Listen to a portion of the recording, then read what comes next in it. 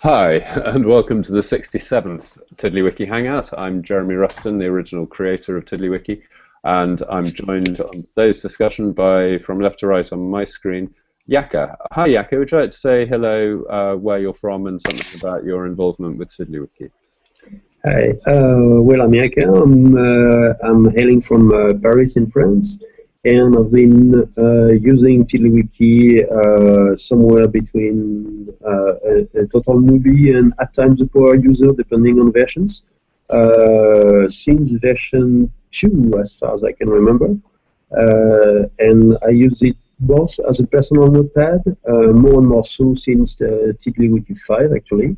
And also as a writing tool and a project management tool, which was variably easy depending on times, mostly due to concerns about the reliability and safety of data in TiddlyWiki in all versions, which is less of a concern these days because there are many fairly easy way to safeguard your data against technical mishaps. So that's me.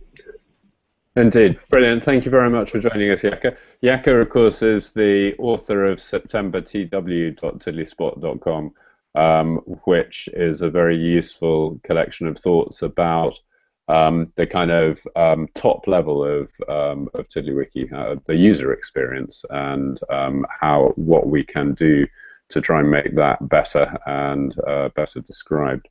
I'm sorry, Yaka, I've really poorly summarized your work there. Forgive me. Next, Branimir. Hi, Branimir. Would you like to introduce yourself, say where you're from, and say something about your use of TiddlyWiki? Yeah, sure. Hi, my name is Branimir. I'm from Sofia, Bulgaria, using TiddlyWiki mainly as a user. More than 3 years now. I started with TiddlyWiki Classic, but lately transferring everything I've done to TiddlyWiki 5. Indeed, and we'll be hearing more from you in a minute or two, Branimir. Thank you very much for joining us. And finally, Mario, would you like to say, well, the usual formula, you of all people know exactly what to do, Mario. Hi folks, yeah. My name is Mario Pitsch from Austria, near Salzburg. Contributed to TiddlyWiki Classic with themes and plugins, and with TiddlyWiki 5, yeah, using it as a user, creating the German translation, and yeah, stuff here and there. Indeed, being one of the key core contributors, I would say. So guys, thank you very much for joining me today, much appreciated.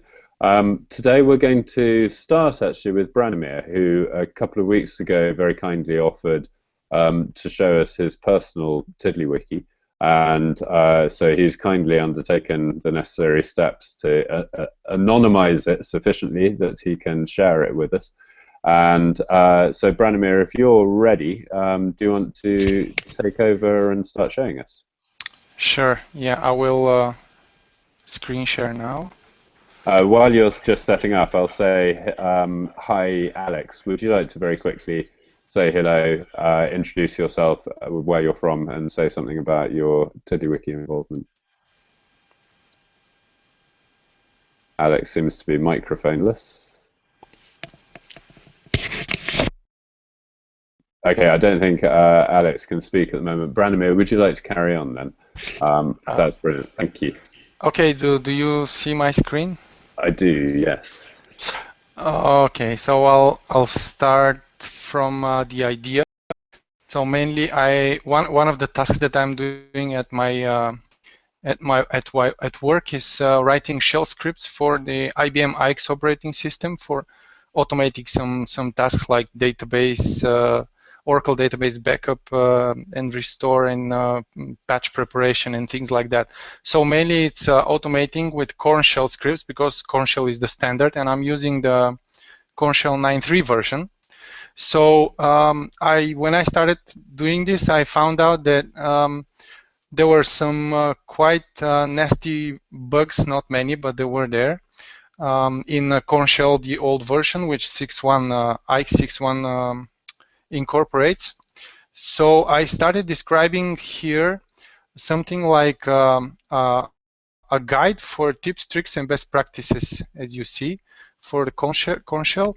And as I was developing more and more my scripts, I was I was comprising this idea of getting all the things that I'm using as rules in a single place, and then it was the moment that I found TiddlyWiki Classic.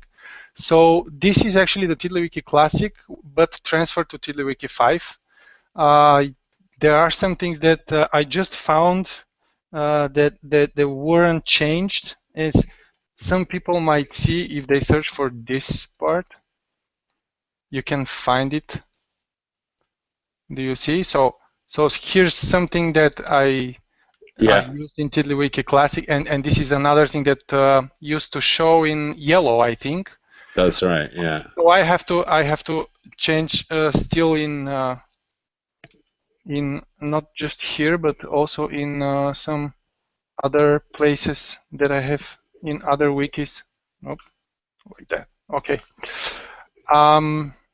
So what this is okay, I'm using Chrome. I'm not gonna save now. So what this is actually, this is my main menu. As you remember, TiddlyWiki Classic had a main menu, so I kept this as my default tiddler.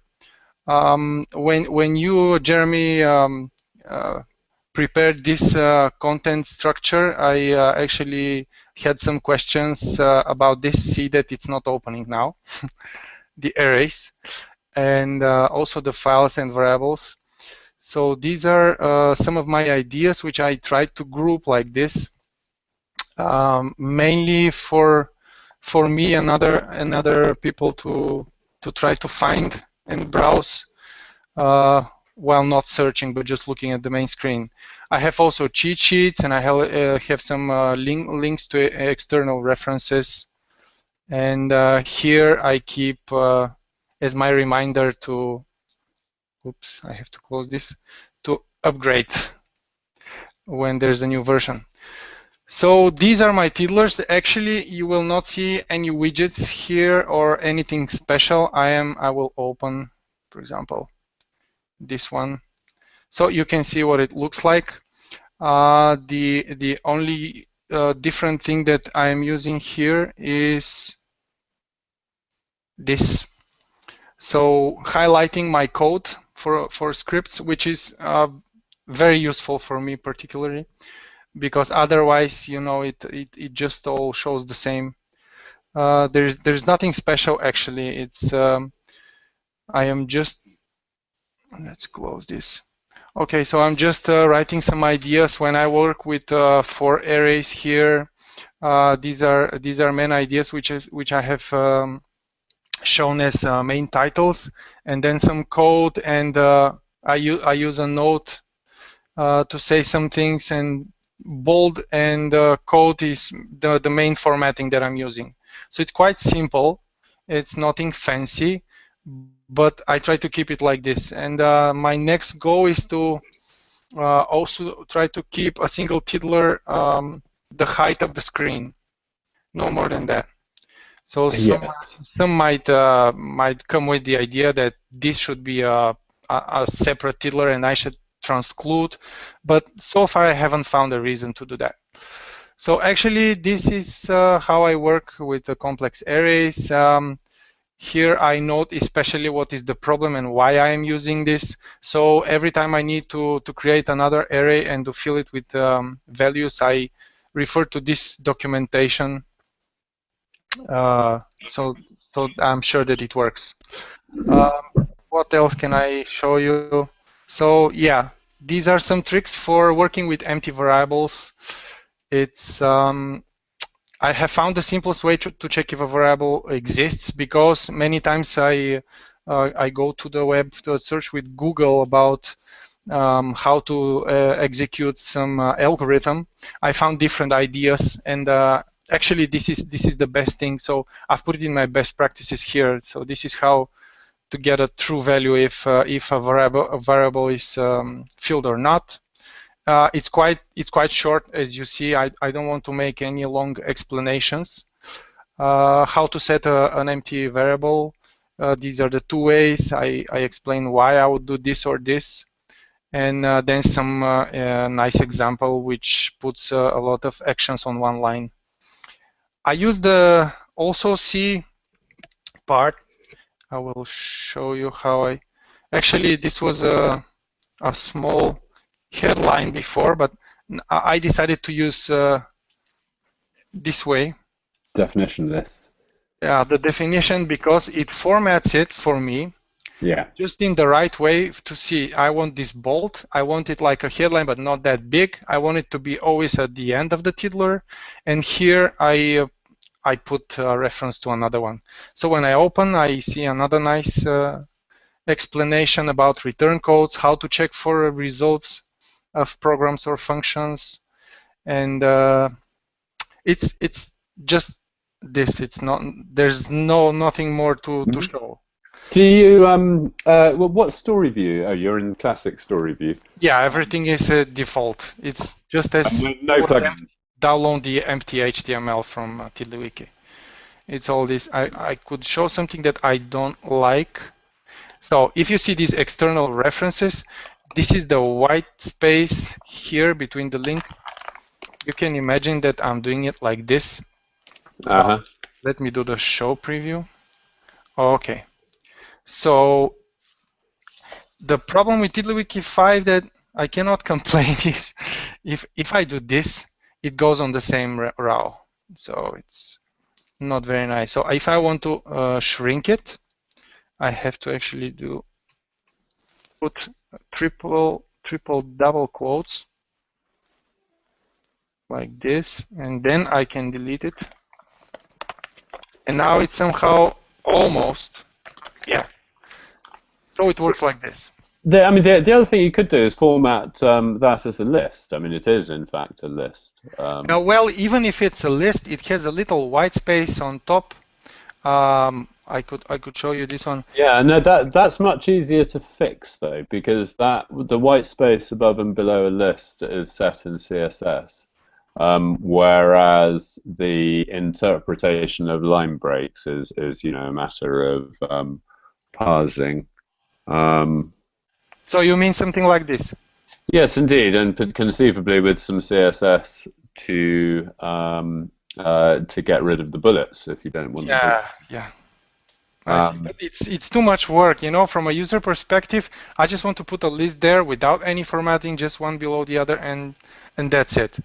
And yeah, using these bullet points, it's okay. So because here I have enough space for this, but it doesn't convey any idea. The bullets here do not convey any idea. So actually, what I had it before, close it and open it again. Yeah.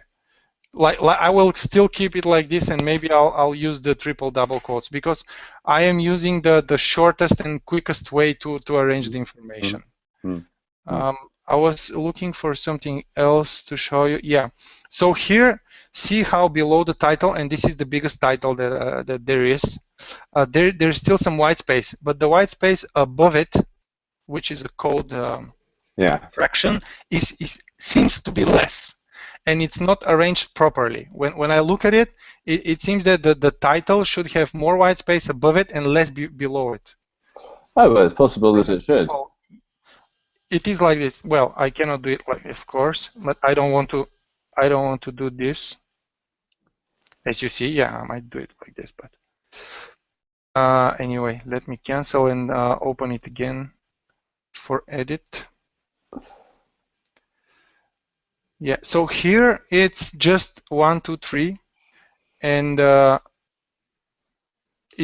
have removed all the white space, but it's still there. But I cannot do anything about. I mean, yeah, I can, but not in a simple matter. So this is my main structure. I have just used those 3 labels to arrange the information. I had some more, but I had to strip it off, as you know. So yeah, I have some bugs here, explanations. It's nothing complex. I intend to have it here arranged in the best way possible, as people do manuals in books or browsable HTML documentation. But of course, I depend on the search. I would like to see search working like this. So how to use a here document. Something not very popular with shell scripts, and I've put it here quite short. I have seen large articles on it, and I can quickly jump to other places.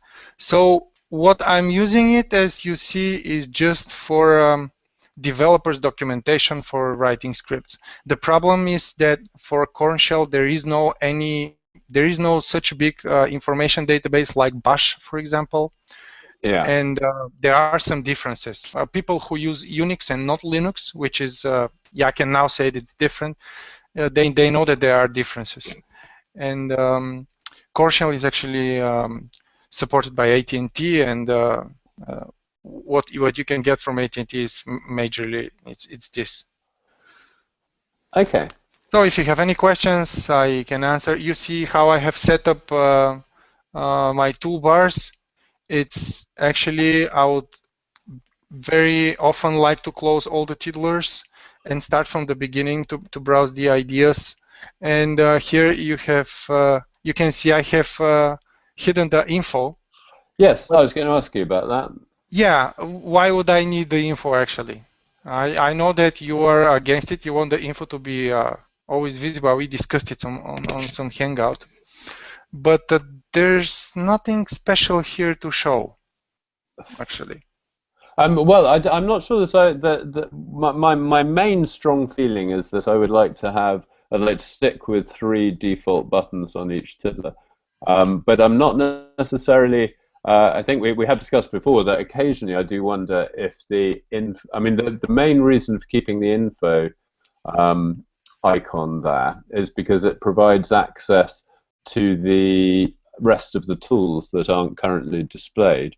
But I do think a reasonable option might be to hide the info panel, hide the info icon by default, and instead exactly have that drop down so that one access the other functions. It's quite clear that the drop down arrow shows a submenu. That's quite clear for everyone. I mean, it's a good, very simple, but well, it's a telling you something icon. So the information there is just something that I clicked randomly without my intention. And there's another thing that I put here, as you see, it's I want to clone a tiddler. Very often I have some idea I want to start from there, and maybe not 4 arrays, but I would use the same structure to write a while array. So I very much like this option here with the available for me. Something else I could tell about this arrangement is that I like when icons are available for me when I am the one who edits and mostly contributes to a wiki. But then I would like to save a wiki for readers, and then most of these will not be needed. So I would go there and remove these, and maybe only have the close and probably edit buttons. Yeah. And not save, and I would remove the plus here. So I would, but I suppose it could be a plugin that can be made that there is a save, a read-only Yes. Theme, or I don't know if it's a theme or there are a couple of read-only themes. I think Ton's done at least one. But in fact, the approach that I favor is a bit more like what you just said, actually, which is where when you save a wiki, you can choose to save it in read-only mode. What that would do is add automatically the configuration tiddlers that hide those various toolbar buttons that you want hidden. And I think that would be kind of more consistent, because using a read-only theme, one of the disadvantages is that it means that you can't choose your appearance theme, if you see what I mean, because so what you really want to be able to do is to make the read-onlyness orthogonal to the theme, and then that way you can have a read-only wiki that's in in another theme, in the Starlight theme, say.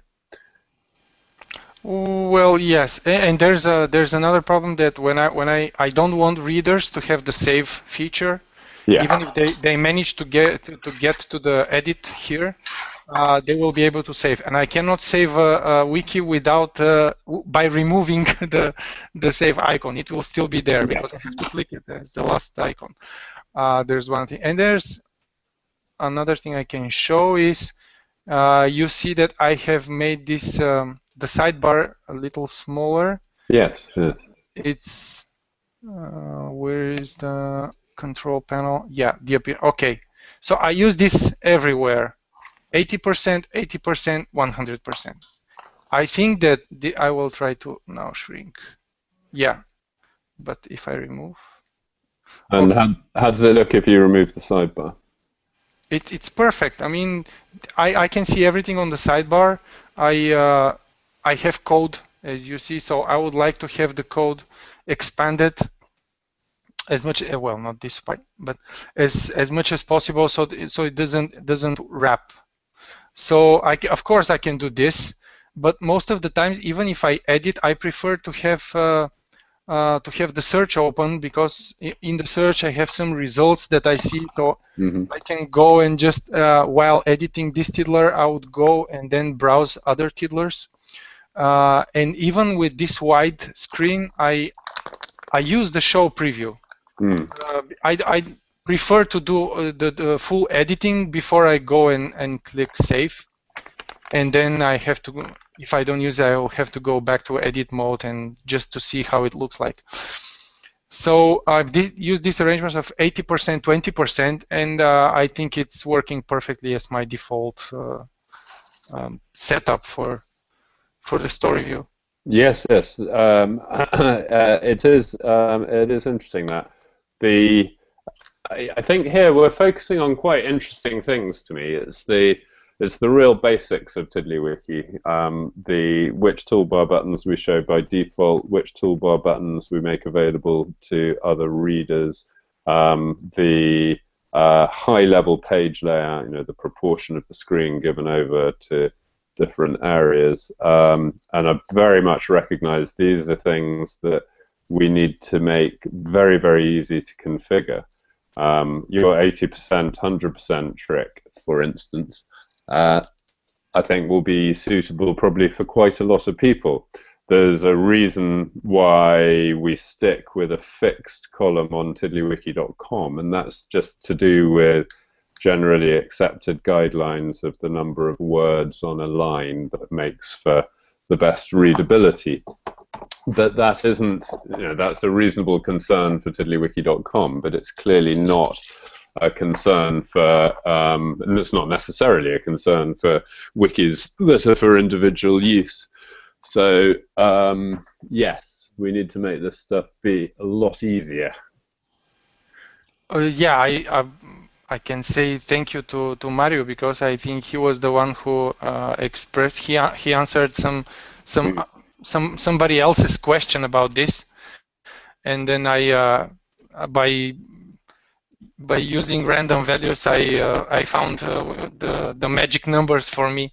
But yeah, it should be a little bit easier, because I understand that this is the structure of the HTML page here defined, and you can do many things with it, but still the thing that bothers me and my colleagues, I could only talk about us, is that it actually comes to the center of the screen, and then I have a plenty of gray space here which is unused. I use codes.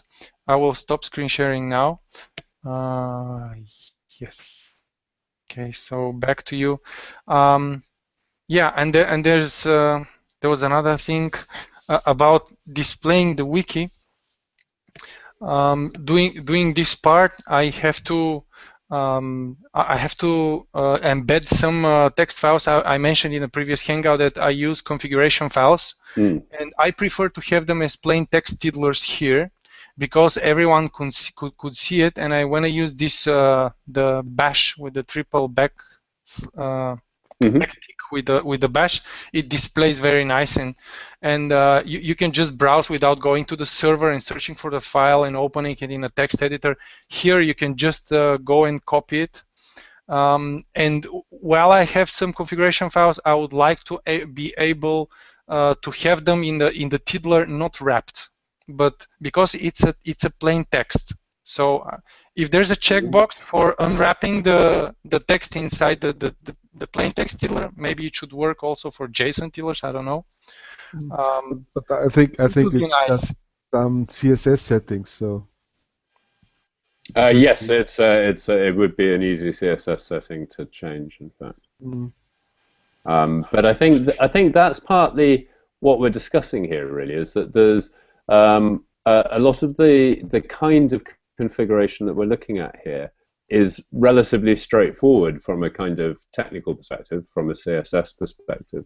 The challenge is making those kinds of features more accessible and discoverable, I think. Because although I think it's a great advantage of TiddlyWiki that if you know CSS, then you can use everything you know to improve TiddlyWiki. But equally, there are certain sort of obvious seeming enhancements that really shouldn't require a knowledge of CSS, I guess. And it's a good point. I keep running into issues with the wrapping policy. So at the moment, all the wikitext examples on tiddlywiki.com, they're displayed with wrapping, which means that it's quite confusing because it means some of the line breaks that you see are not line breaks that you should type. And so, yeah, I kind of recognize again that that's a setting that quite plausibly people need to be able to change, and at the moment it's, as I say, it's just in the domain of CSS. But Branimir, thank you. I think that was stepping back from the configuration discussion. The other things that I thought were very interesting that you were showing us there was the emphasis on using the vanilla TiddlyWiki product and not getting hell for leather with loads of plugins and customizations. And I really like that. I mean, I like that there are people who are stretching TiddlyWiki by using plugins of their own and other people's and hacking it. But I worry occasionally that it shouldn't be necessary for people to do that in order to get the most out of TiddlyWiki. So we need well, I think that the project is healthier if we've got a kind of silent majority that are using essentially the basic vanilla product, and then a smaller but in some ways more vocal part of the community that's stretching things a bit more. And then that way, hopefully, the people who stick with the vanilla product, they still get to benefit from all those experiments, because over time, what tends to happen, of course, is experiments that happen in plugins gradually get pulled into the core, and we've seen that with Stefan Hradek's new Tiddler widget, for instance, that after it took some time before it went into the core, but when it did come into the core, we'd learned a lot about what people wanted to be able to use with that feature from watching how people were using and talking about the plugin version. Like the close other tiddlers. Yes, I think that may well have been. It was initially missing, and it's quite a useful feature. From tiddlers, you just need to close and start from there. And well, my wiki, as you see, it doesn't use anything sophisticated or complex. It's just simply several, no more than 10 wiki features that are just for formatting and arranging the contents. That's it. Well, as I say, I think it's really good to see that, because the people that dominate the discussion on the group, so the people who are going in for a much more radical, customized experience. And so the danger for me is that I've got to serve both groups of users, so it's good to have it confirmed that there is a demand for the core product itself to be flexible enough, to satisfy people's needs. Yeah, and I know there are there are a lot of plugins actually, and some people have shown it here, which do very complex stuff. And me, while looking at it, I have found it very useful. But unfortunately, I cannot find a place where I can see all uh, something like approved by you plugins arranged by categories.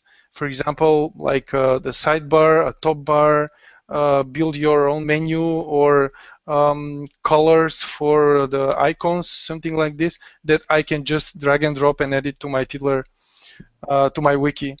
I have to go and search, and then I have to wait for those people to actually upgrade for version 5.1.4 so that it works.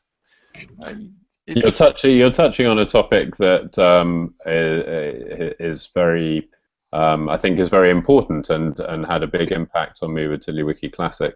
So to be a big problem I felt with TiddlyWiki Classic was that all of the plugins were outside of the core and were not distributed on tiddlywiki.com, and it meant that in order to use TiddlyWiki Classic, you had to go to tiddlywiki.com to acquire the core product, and then you had to go all over the internet to find the various plugins that might be useful, and then it was very difficult to find subsequent updates.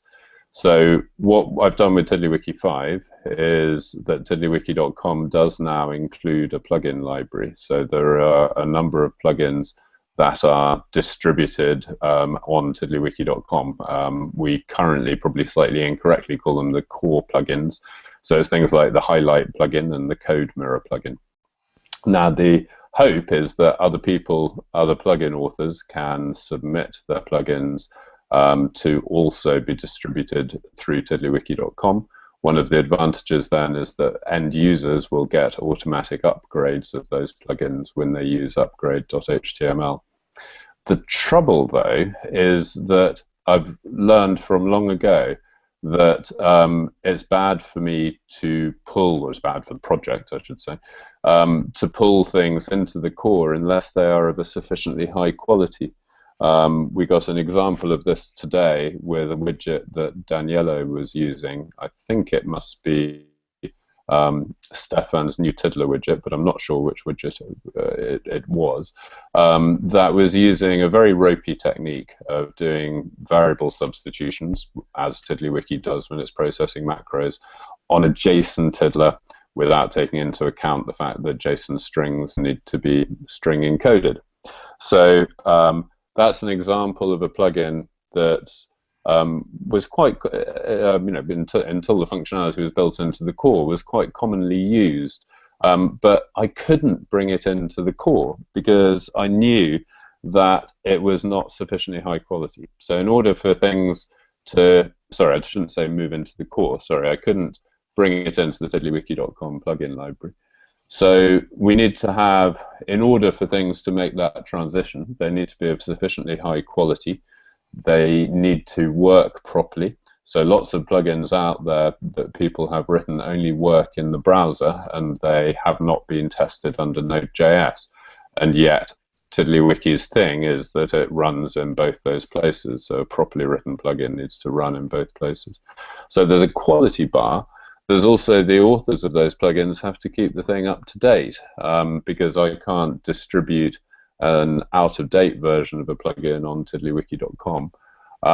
So those two things, quality and commitment from the author, those are the challenges with bringing things in. And to be clear, then we've got the core itself, then we've got around that the things outside the core that are distributed on tiddlywiki.com, such as the code mirror plugin, and then the outermost layer is the things that are distributed externally, such as Stefan's plugin or Buggy Jeff's plugins. So yes, all of that is supposed to say, I recognize the problem you're talking about.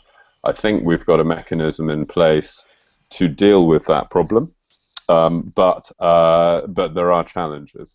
It does strike me that we shouldn't be in any hurry anyway. I mean, the plugins that need to move to tiddlywiki.com are back in TiddlyWiki Classic would have been things like the for each Tiddler plugin. the plugins that evolved to be ubiquitous and evolved to the point where a very wide audience was interested in them. And I think there's little value in moving experimental stuff to TiddlyWiki.com because it actually limits your ability to experiment with it. So if you're a plugin author and you write a plugin and you publish it yourself, then you can change it in incompatible ways. If you're distributing it on TiddlyWiki.com, then it should be subject to the same constraints as TiddlyWiki itself, where we take every effort that we can to ensure backwards compatibility. So difficult. Sorry, Mary, I was cutting. Yeah, Jeremy. Yeah, I think this is also the same approach as browser vendors have at the moment. So there is a lot of polyfills sometimes which has all the experimental stuff, and then people or developers start using it. They find bugs and they polish the API, and after, I don't know, half a year or 1 year, then browser vendors start to implement it into the core because the API has stabilized and the experiments have been done.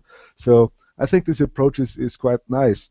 And also as a developer, I think with TiddlyWiki, we haven't figured out yet how this the different pace of the core plugin and the experimental plugin, how it works together.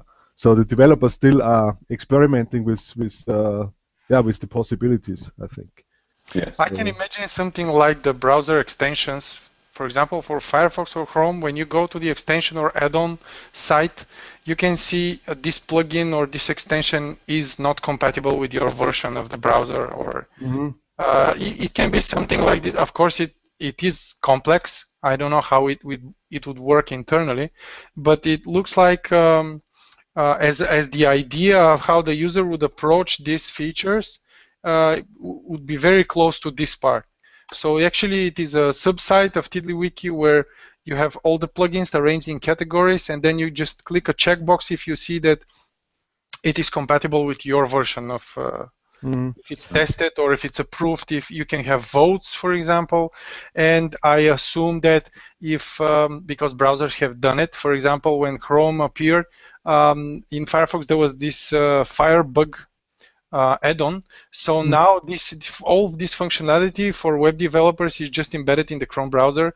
And actually, on the 10th of November, on Monday, Firefox are going to deploy a new Firefox version only for developers, particularly, that will have something like this. So I see that if some extension or plugin like the Firebug, which becomes very, very widely used, then there can be votes, or you can decide yourself to just add it to the core functionality. So it's not a plugin anymore, depending on who wants to support it, of course. Well, so the only clarification to add is that there are two transitions. There's the transition of something being distributed on TiddlyWiki.com, and then there's the transition of something going into the core.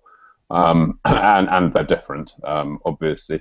But I'm also pointing to the fact that I think we've got most of the technical pieces in place already. So, for instance, plugins do have a field that records which version of the core they're compatible with. So we can block plugins that are not compatible with the current version of the core, for instance.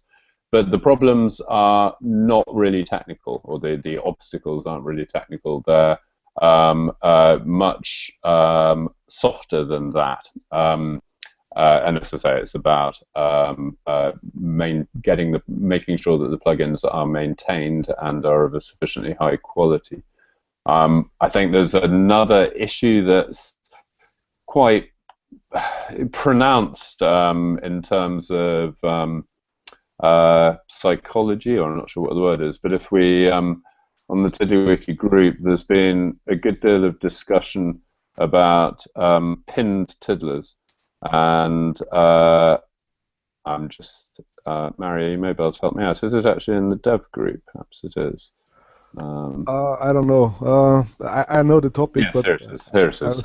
It's James Anderson. So James, I'm sorry to pick out this thread in a way, but it's something that I've seen happening so often with TiddlyWiki Classic that that I think it's worth remarking on. So James is suggesting a new piece of functionality, which is the idea of a pin button on a tiddler. When you click that pin button, then the tiddler is displayed even after restart. So it changes the functionality of the TiddlyWiki core so that instead of displaying the default tiddlers, it displays the default tiddlers plus the list of tiddlers that have been explicitly pinned. Now, the thing I was going to draw attention to was how in the discussion there's a couple of times James is talking about moving it into the core. Right, I still think a core version of this would be preferable to a plugin as it's intuitive for beginners. So there's the suggestion here is that the explicit suggestion is that because this is easy to use, it should go into the core, or because it makes TiddlyWiki easier to use. And that's obviously problematical because it's not necessarily, I mean, we'd expect that lots of plugins might be able to say that they make TiddlyWiki easier to use, and that's not necessarily a reason for bringing them into the core. But I think the other thing that's happening is that there is there's often a feeling by developers that in order for something that they've done to be kind of what's the word, approved, that it should go into the core. So they see it as come up with an idea, submit it, and then the mark of a successful idea would be that it gets adopted into the core. And of course, very often in open source projects, that would be the big sort of hurdle to get over, or the big achievement to get to the point where your submissions are accepted into the core. But I find in TiddlyWiki that there's an awful lot of the suggestions about things that should go into the core are really motivated by different logic than that which we actually use. So the core functionality for me is the minimum functionality that exposes the TiddlyWiki's user experience to users. So gosh, that's a tautological recursive definition. So there's something about the minimum amount of user interface necessary for people to work effectively with tiddlers. There's something about the generality of the functionality in the core, the completeness of the core. Sorry, I'm not summarizing it very well at all. But at no point is the criteria that this thing is useful, because, as I say, plugins can be useful too. Useful things don't have to go into the core. Jeremy, what do you think about functionality like save story river? Oh, very good. Yes, I mean it's very close to pinning, but you can have different save story rivers for different displaying purposes. Oh, I mean the specifics about the pinning tiddler thing. I think the ability to pin tiddlers is a good idea. I think saving the story river is a good idea. I think they're pretty different. I mean, what James is explicitly trying to do is to work around the fact that the default tiddlers mechanism is complex and unintuitive for beginners. I tend to feel with the core that the default tiddlers mechanism is exactly the kind of mechanism that once the user has learned, what they've learned can then be reapplied in lots of other places. So I think it's a worthwhile investment for users to make if they want to be able to change that aspect of TiddlyWiki's behavior. Plus, so of course, if you turn on permaviews permanently, then every time you press refresh, you'll get the same tiddlers back. So there are already ways for end users to tackle the problem. If I was to do pinning of tiddlers, I wouldn't want them to be pinned to the main story river. I'd want to pin them to a separate river in a separate column, I think.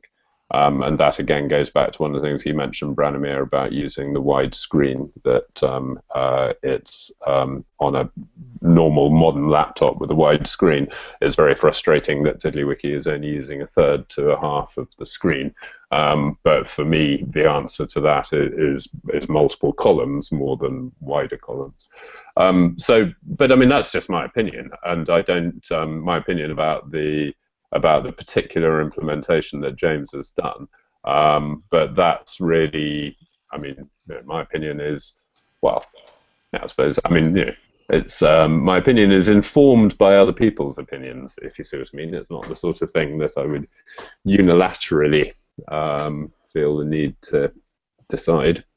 Well, I think you can look at pinning from different angles, and perhaps one of them, which I imagine now, is you can use the pinning just to add the current tiddler to the default tiddlers.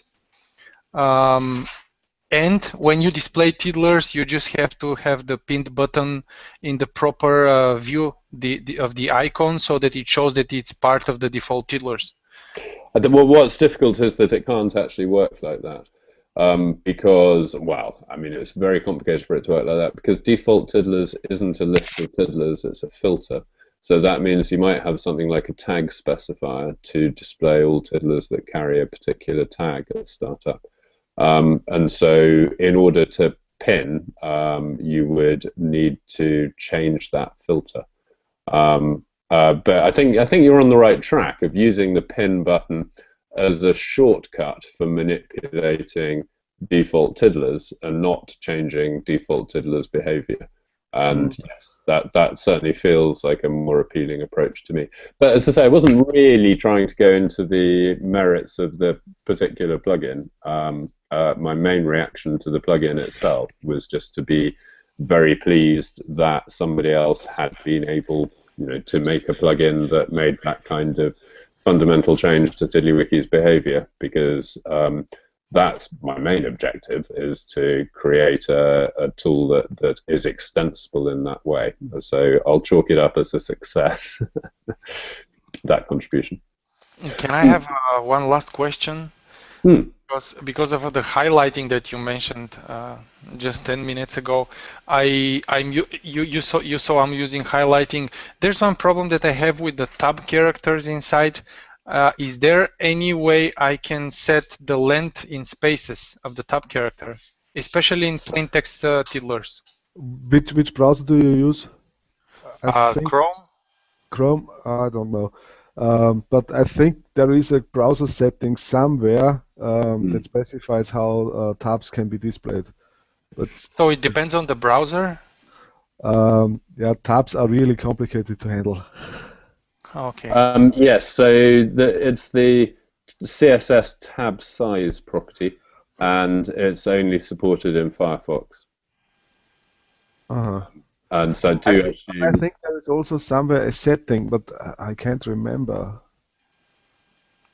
I thought that plain text tiddlers. Oh, okay, I see. Yeah.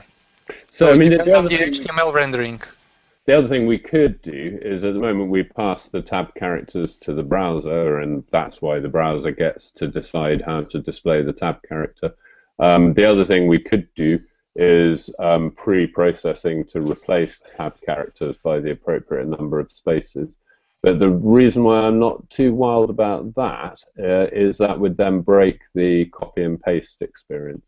But it's also modifying the contents, which... That's what I mean, and therefore what you'd copy would no longer be what you typed, and that seems wrong. So I think it's it is probably, oops, my network cable just unplugged. I think it probably is a matter of needing to use Firefox if you want that control over tabs, which is very frustrating. I also think so. The tab handling or space handling for indentation is kind of a religious discussion within the programmers, let's say the developers community. So yeah, and there is a lot of pro and cons. So whatever you do, it's always wrong for someone. Yes. So Yeah, yeah, having two spaces for the indentation, or 3 or 4 or 8, yeah, and so on. So yeah, it's quite complicated. Gosh, I was realizing, looking at the time, we should move on. Eric has Before we joined. do, we should say it'd be good to say hello to Eric and Alex. Alex, are you now microphoned up? Would you like to say hello? Hi, Alex. No, looks like microphone problems. Eric, would you like to say hello?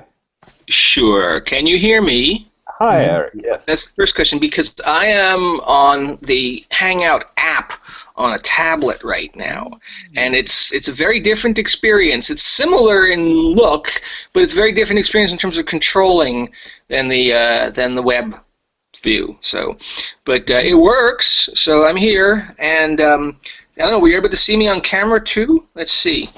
There we go. Hello. Can you see me? Oh, Yeah, we see you. Yeah. Yep. So what tablet did you get, Eric? It was a Samsung Galaxy Tab Pro 10.1 inch. It's a quite spectacular tablet, actually. Galaxy Tab Pro. It's okay, so it's one that's a bit like an iPad, this one. Yeah, okay, good for you. Great, Eric. It's beautiful screen. it's quite loaded. It has an octa-core. It's got an octa-core, dual quad cores, and a separate GPU. It's a very fast tablet. I'm so glad I'm no longer the only one trying to use TiddlyWiki over Android. Actually, I have a little bit of news on that too. I am working on a project right now. I don't think this is giving anything away. I'm working on a project right now that involves converting TiddlyWiki documents into Android applications. Well, that would be great. But I've been playing around with it on both with the Firefox and Chrome browsers on Android, on tablet too, because on the phone it's hopeless.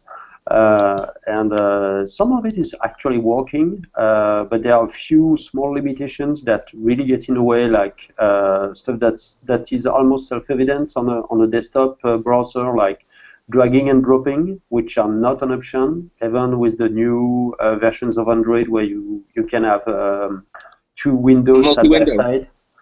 Yeah, it has to be supported by the browser, and so the browser has to be Android aware for that drag and drop. Yeah, it's a big concept. It's a separate handler from the standard browser drag and drop.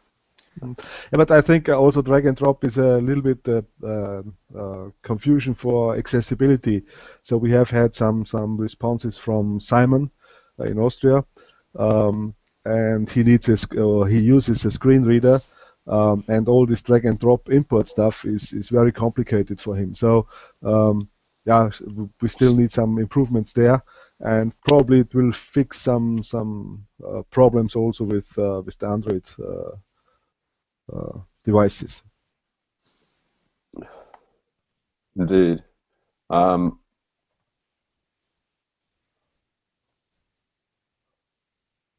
Because otherwise, in principle, especially, well, either on tablets, full tablets, or even those very large phones, the phablet type phones, TiddlyWiki in principle is a perfect match as a note-taking tool, because of the small format of the tiddlers and so on, which makes them very, very suitable to work on that sort of platform.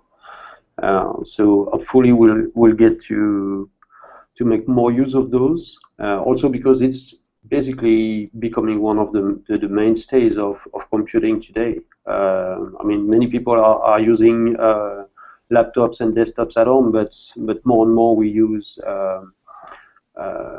tablets and large phones on the go. And TiddlyWiki's ability to work even offline is a boon in that department. Indeed, yes. I have an iPhone 6, which is actually, TiddlyWiki is surprisingly usable on, both in the sense of it being fast enough to run TiddlyWiki effectively, and the screen being actually quite a reasonable size for reading text and clicking on things. I had an interesting experience with this tablet. I decided I wanted to work on a TWclassic 5 document, so I simply fired up the browser on the tablet, visited TiddlyWiki.com, and hit the save button. And of course it prompts you for download. The tablet browser does not give you a choice of where to store it, but lo and behold, yes, a TWclassic 5 document showed up in my downloads folder. I was then able to tap on it, edit it, and when I went to save it, of course, it did the fallback download again, and everything was good. So, okay. Which browser were you using for that? They built in browser. Actually, no, I'm using Chrome mostly. They both came on the tablet, so. Okay. Yeah. But I'm planning on putting in Firefox to test out the TiddlyFox behavior. Excellent. So. Excellent. Oh, well, good luck, Eric. I'm very pleased that you're... And it was interesting to see your garden just then when you were walking around the tablet. Yeah, I switched cameras. There's a front and back camera, and the back camera is 8 megapixels, so I wanted to see how good it was. Yeah, cool, cool.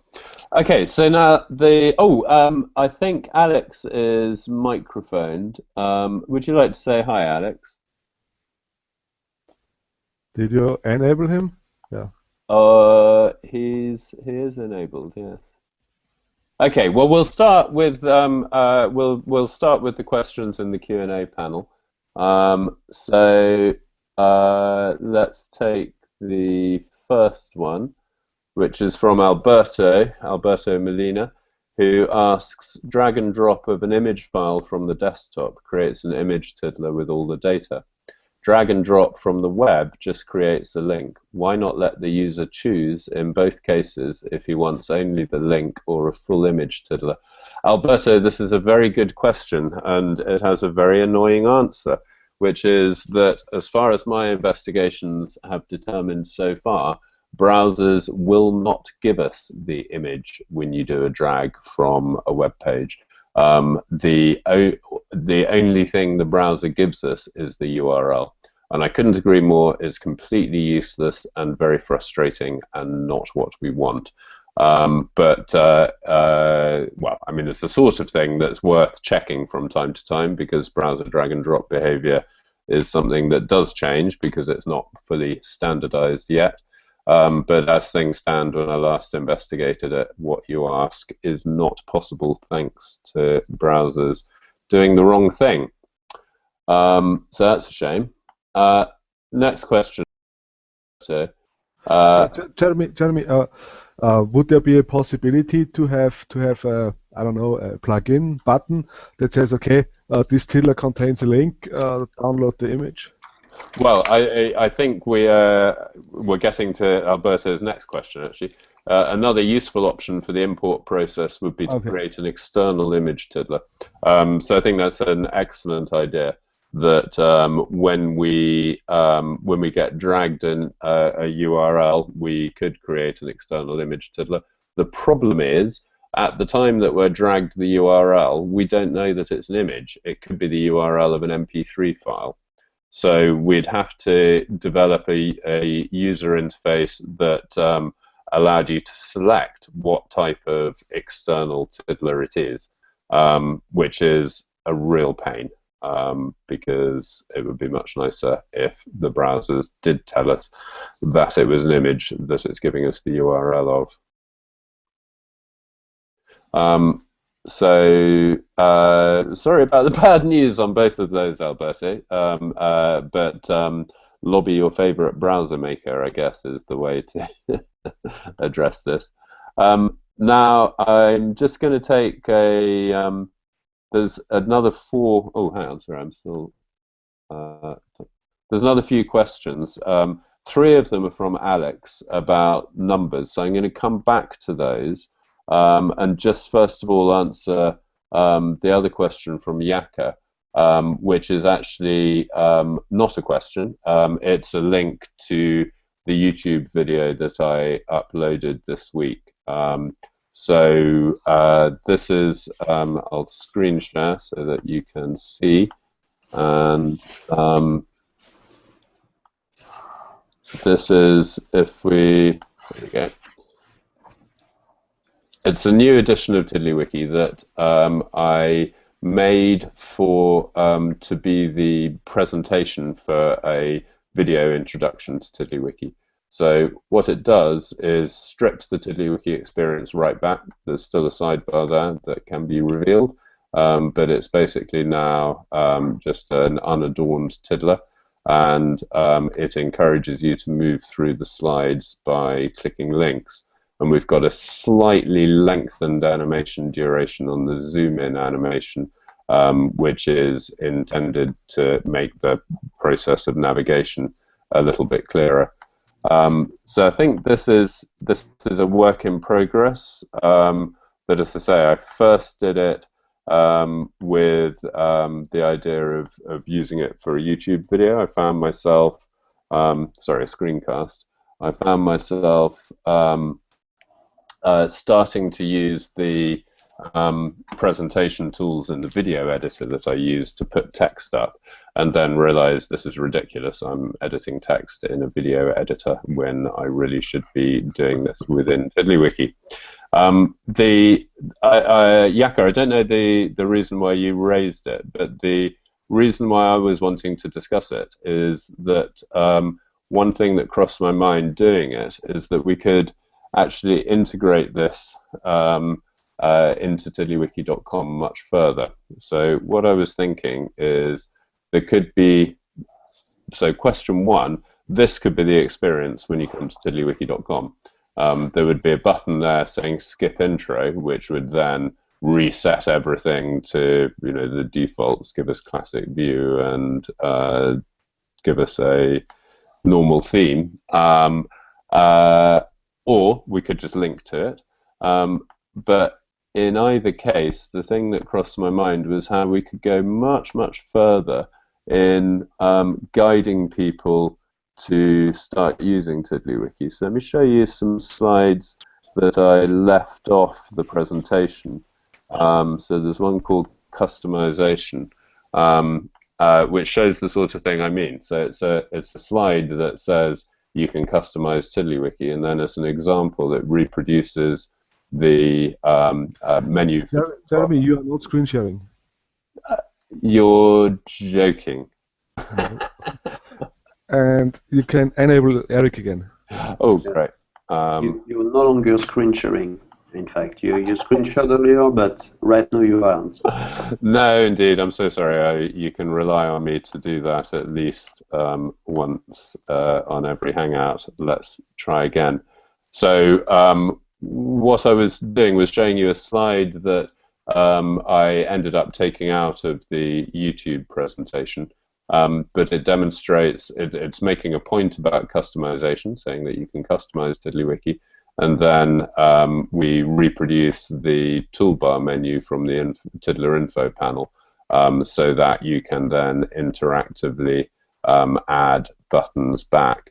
So what's slowly dawning on me is that we could do an upgraded version of this introduction that went much, much further. It took you through, still started out at the same point with slides about TiddlyWiki's concepts, but then gradually exposes more and more of the user interface. So perhaps, first of all, we might expose the info panel and show people how that works, having obviously done some styling so that it looks a bit better, and then gradually reveal these toolbar buttons, gradually reveal the elements of the sidebar.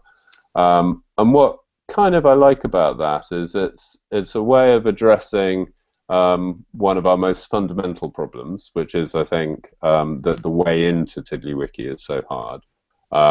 We know that a lot of people in that situation value a linear progression through the material so that they find it easier to feel confident that they have covered the material that is necessary. You know, if you dip into tiddlywiki.com and read a few tiddlers, you've got no idea of how much of tiddlywiki.com you've read. You've no idea where you stand in terms of, therefore, how much more there is to read. So the linear presentation gets over some of that, and then the progressive introduction of user interface elements starting with a very clean screen gives, hopefully, perhaps, makes it just a little bit less overwhelming when one arrives arriving at tiddlywiki.com now. There's an awful lot going on. The text which I'm expected to read in order to understand where I am and what's going on is actually a relatively small part of the overall screen. There's a lot of material that is only helpful once you've started to kind of figure out what it is. Oh, okay, there's a row of icons there. These are the circumstances in which I can use them. These tabs, what they're for. So I quite like the idea that it would give us a way to radically simplify the experience for people arriving for the first time, as I say, without holding anything back, because we can still have a skip intro button down here which restores everything to the defaults. So that was what I'd say about it. Yaka, what was your reason for raising it? Well, actually, I failed to add the short question I planned to put because I hate return, and that stupid thing will pause and not allow you to have a clean line break. But really, I had actually three connecting points to raise about that. The first one is the video itself. As a video is terrific. Your voiceover work on it is pure art. I love it. Secondly, there was this key notion of hypertext card index system for the future, which I love very much because that's very much the way I look at TiddlyWiki as a tool. This idea of being some sort of a dynamic, multidimensional corkboard on which you can stamp stuff and organize it on the fly and so on. And thirdly, it immediately raised the question that has been nagging me all the time since I've been using TiddlyWiki, which is the problem of misplaced or deceived expectations near beginner users or non-technical users, if you will. That this presentation shows exactly, and I'm fully with you on that, shows exactly what the TiddlyWiki experience should be in many ways, and is miles from the actual first hands-on experience that most people will have of TiddlyWiki. So I very much loved it, and it brought to mind something that I remember from old editions of TiddlyWiki back when the system was much more Spartan and simple in some ways, that it was reasonably easy at the time to learn from examples by using TiddlyWiki. Because basically opening a tiddler will teach you or will show you everything you need to know about what was happening to make that tiddler be what it was when rendered, which in some ways is no longer the case. Sometimes because there are so many valid ways to do the same thing, depending on which syntax you use, or you mix syntax or types of calls between classic HTML or JavaScript calls and macros and so on. Obviously, we don't want to have one true way to do things and a single canonical way to do things, because flexibility is good. But it would be, I believe, very helpful for people, especially in the beginning, to have a sense of internal consistency in the way they progress through using more and more sophisticated stuff in TiddlyWiki.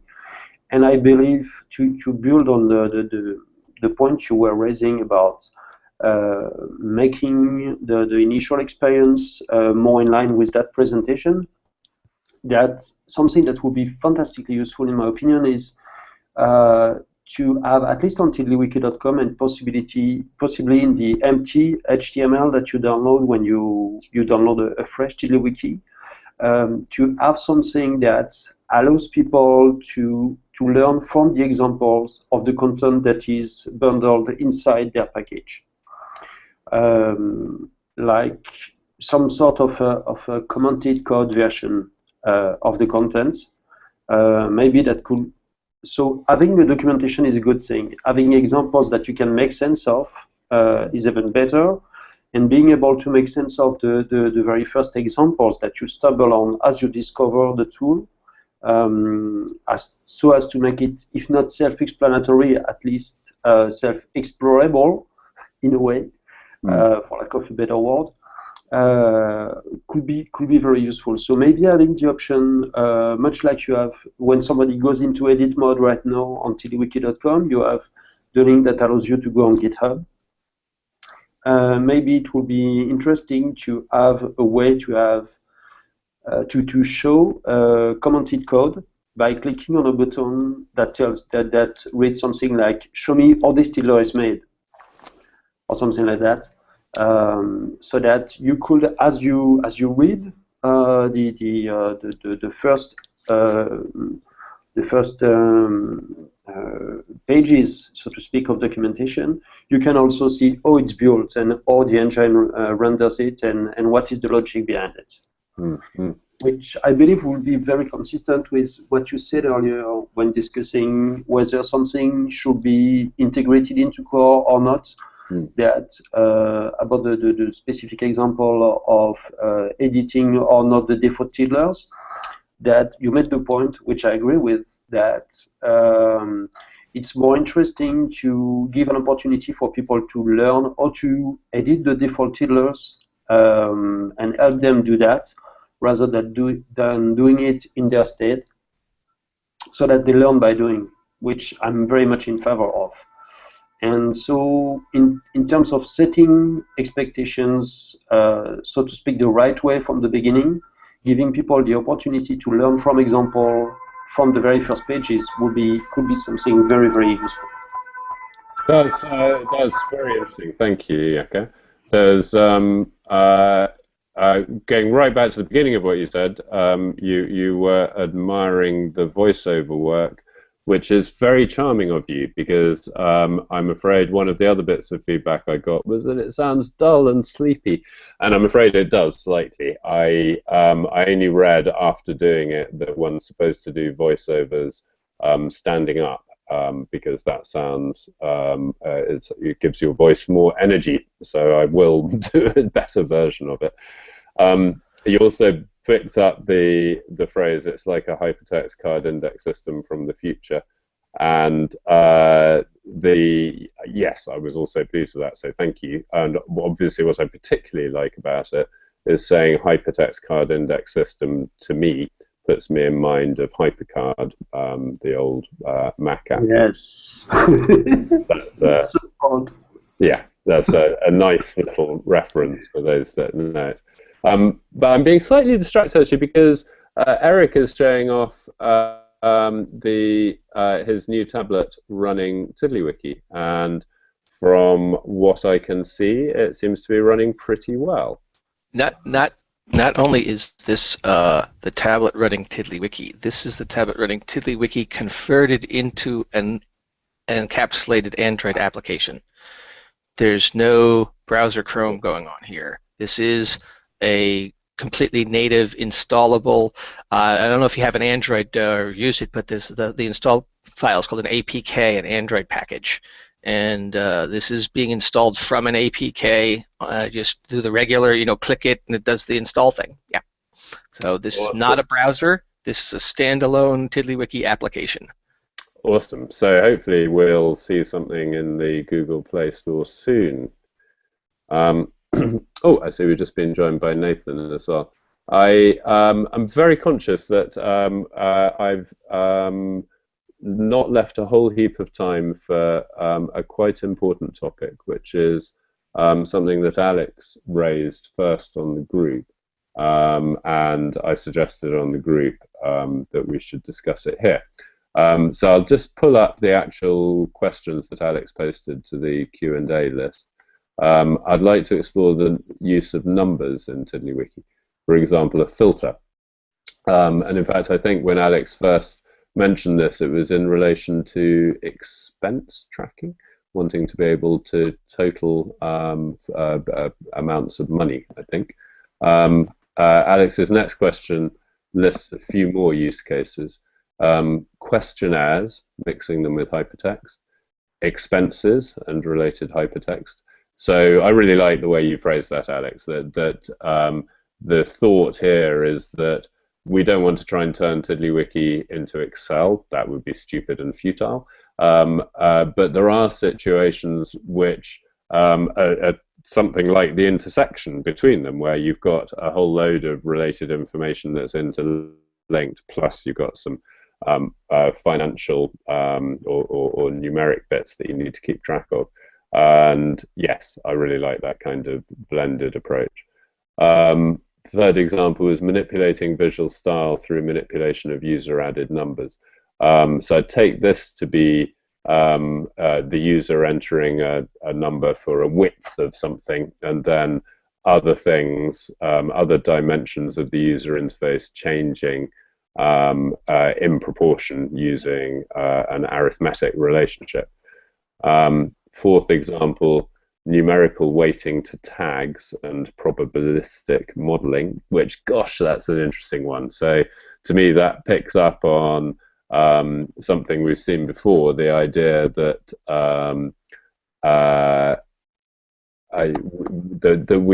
that tags represent, it can be used to represent quite rich data structures, and an example is in linked data. You've got this idea of a tuple, forgive me, which links together 3 bits of information, which you can do quite nicely with tags. And you're right, if tags had some numerical weighting, then you could do some quite interesting calculations. And the 5th example, mix qual and quant, which I take it to mean quality and quantity, but I'm not sure if the bottom of that has scrolled off. And then finally, Alex posts a link to the GitHub issue where there's some discussion about numerical features. Alex, is that would you like to expand on any of that? I can't. Can you hear me at all? Yes, you've got a microphone now. Oh, you can. Okay, that's the old log in and log off trick. Yes. Yes. Well, Nathan's there with a quantitative and quantitative, and I've made in TWclassic a kind of prototyped a few tools in an business school education setting, business. So I was also interested in the question it was talking about academia and business use. I think TiddlyWiki is a tool which, if it had the numbers, it would open up a lot of different use cases for the academic people. Mm-hmm. So there was a guy called, I think he was called Nicholas. He was a German guy who'd done some coding of texts where he'd had interviews and he had coded them. You sort of work out which keyword, which words people are using to describe what. You can imagine if there's, for example, you would count those words, and maybe that word could be a tag, and that's if you had a numerical value for the number of tags, maybe that would be a bit bigger up. And you get all of those sort of, you plug it into your visualization stuff anyway. But so that was that really. Okay. There's very big tools when you start.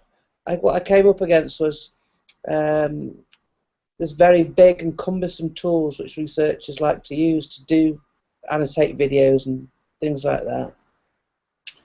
And I think part of it is this integration with the. Well, first of all, it's not TiddlyWiki. It doesn't sound when you're at a business school and say, yeah, I'll do that. It's on TiddlyWiki. They They go, no, you must use the tool, you know.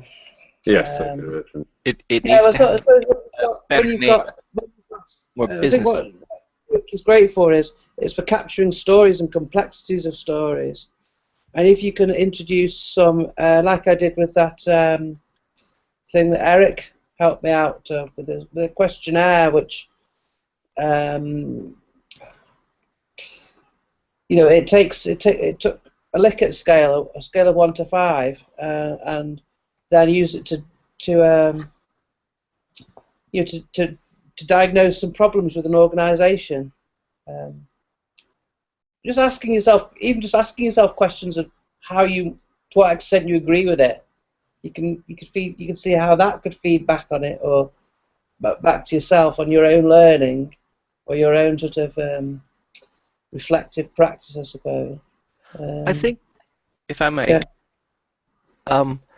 The question is, there's certainly some use for basic arithmetic, you know, summing things, averaging, that sort of thing. And the question is, do we make mechanisms that support specific kinds of mathematics? You know, just summing and averaging and not much more, or do we create a mechanism that opens a channel for any kind of math equation to be specified and then applied to a field value? So that you know, it seems to me like we can try to address the sort of common use cases, averaging and summing and things like that, or we can simply make an open part of the mechanism which would allow for mathematical references to be done, and then leave it up to people to actually define their use cases, given that now math is enabled. You know, and I'm thinking, you know, some way that they specify some equation using variables which are field names or something, and that it would evaluate that equation, inserting the values from the field names, and then that would be the result of that widget, would be the return value, would be the result of evaluating that equation against those fields. Another thing that occurs is that you might want to iterate over a set of tiddlers and sum up the same field across a bunch of tiddlers. It seems like that could be done with something similar to the set widget. You would, inside of, say, a list loop, you know, inside of a list widget, you would have a set, but it would not be a set, it maybe be an add function or something. And you say add, and it would have an accumulator that you give a name, and then what field you want to add to it. And when the list processing is done, what you're left with is an accumulated value. So that the list wouldn't actually create output at that point. It would simply loop over all the matched things and do a set operation on them. Yes, indeed, indeed. So, okay, I mean, a couple of thoughts from me, partly in response to things that are being discussed in the sidebar here. Nathan is saying, don't we already have such a mechanism, a maths mechanism, and JavaScript itself, question mark. I don't think that, I think we've got to do more, well, I don't think it would be sufficient to just expose JavaScript. The issue, obviously, that we face is that we don't want wikitext content to be able to contain JavaScript that includes unsafe bits of JavaScript, because that would make it unsafe for people to import one another's tiddlers. And we already have a mechanism for detecting tiddlers that contain JavaScript code, which is that they're marked up as modules. So we're in quite good shape at the moment. That means if I import a bunch of tiddlers, I can, if I need to, block all the active content which may contain malicious JavaScript, which may, you know, post all my private information to the internet. So we'll have to have some kind of processing done by TiddlyWiki to evaluate the maths. It strikes me that it's essential, really obvious, but it's essential that we use standard maths notation, and that means standard maths as it is done in programming languages. So I'm not thinking that we'd evaluate, latex expressions or anything like that.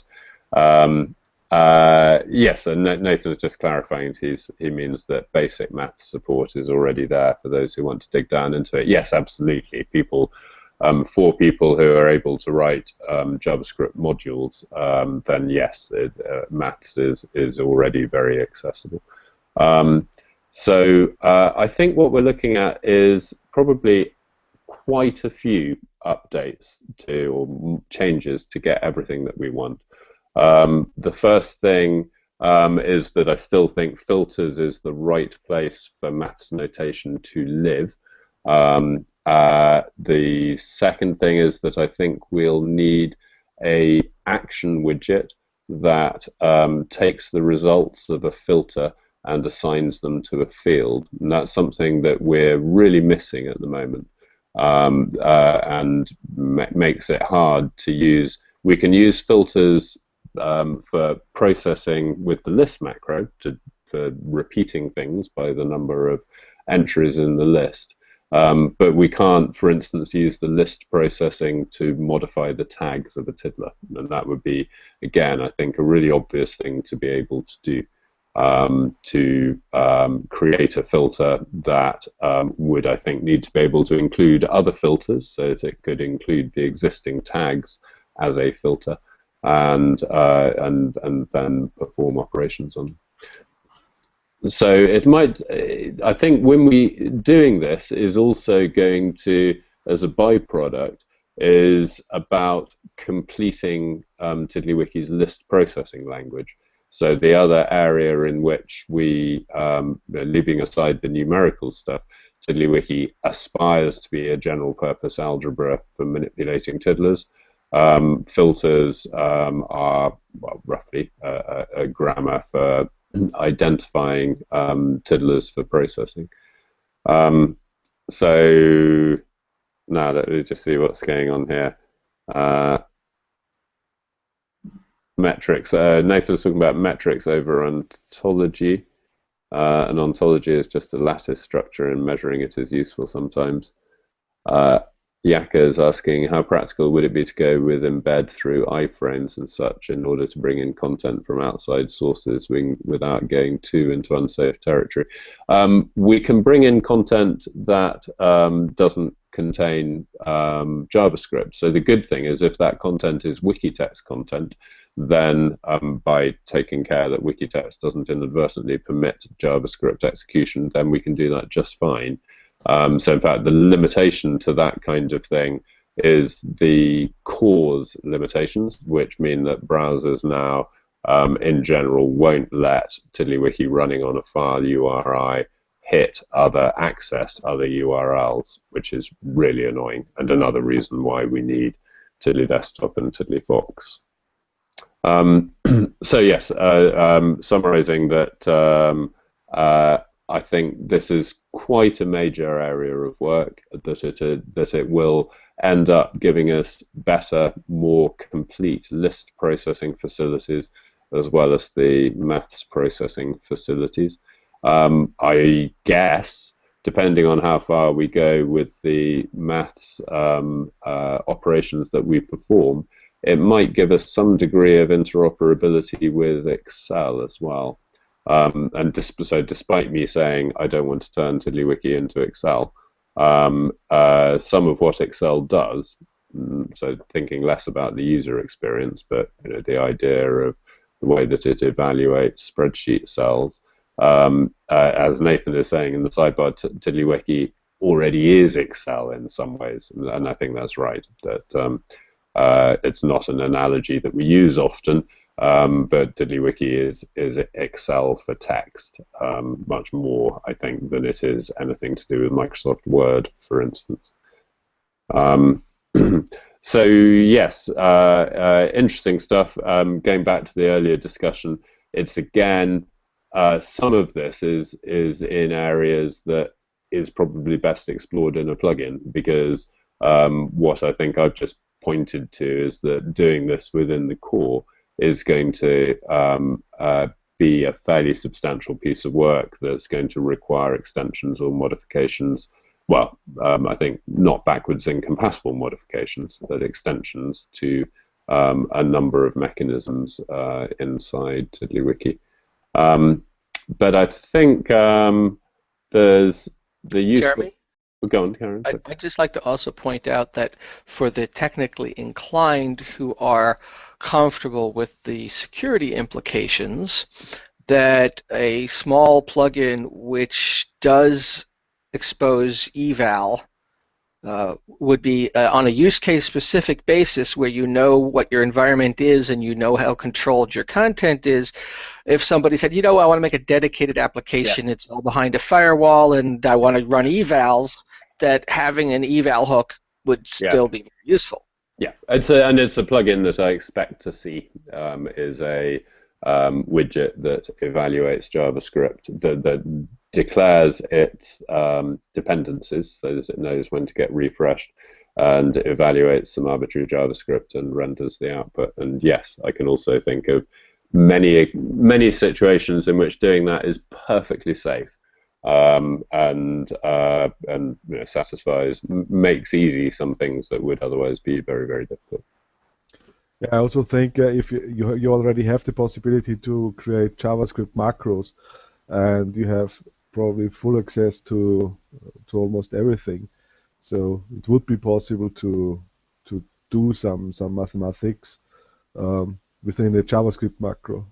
Yes, the only thing you would not win with the JavaScript macro is the refresh handling. So yes. To the degree that we want columns that automatically add up and all that kind of thing. So I don't know. I think to take this forwards, what we probably need to do is I know there is a ticket, and Alex kindly pointed to it. I wonder if that ticket is still. Let me find it.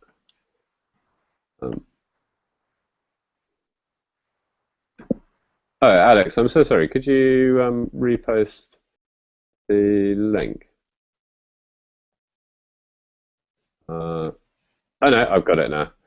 So it's 254, add mathematical operations to filter syntax, and I will just add it to the chat window.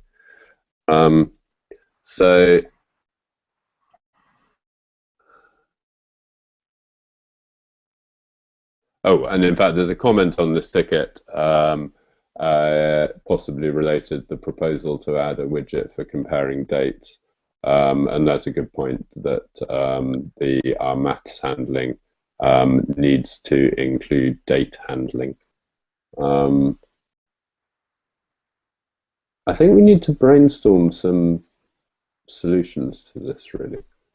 And I'm wondering, I mean, the ticket that I've posted gives some. Yeah, it's not a terrible idea that it suggests. But Jeremy, I like that that notation that you had there, and seeing it as a filter, not as something different from yes, maths. It's your TiddlyWiki's got lots of data in.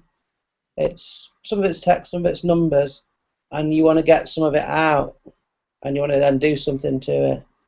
I think it's really nice to, frame it as a filter. Yes, as I say, I think we need to make that useful. We need a new action widget that can assign the results of a filter to a tiddler, or to display the results. Well, we can already display the results of a filter with the list widget. So I don't know. We need to do more brainstorming at the level of what does the syntax look like. I mean, that ticket that I posted, it does things like introduce commas within filter operators, which we don't currently do at the moment. So there's some, it's quite a substantial, and there's a syntax that it suggests for addition in a transclusion that would break, I think, quite a lot of existing stuff. So it's at that level of detail. Would be very useful to have a bit of brainstorming. It would also be useful to try to pull together more of those use cases. So I mean, Alex, I don't know if you, for instance, you might like to post a version of your list of use cases onto that ticket. Well, my use cases, I think just the very basic one, where if it's tagged, if it's tagged a particular tag, and then you collect them with those tags and read a particular field which you name, and then it's up to, I think, it'll be up to the individual not to, to use his tags wisely, if you like. Yeah. Yes, but rather than to build complexity into the filter, you have something like it's certainly that. I was thinking about what might fit in with TD people. Well, it's in projects. It's a fixing bit of GTD really, where you've got all of these actions, next actions, and all of this sort of stuff. But you want to know, well, I think if I was doing it, I'd want to know how much time I'm spending on it and how much cash I'm spending on it.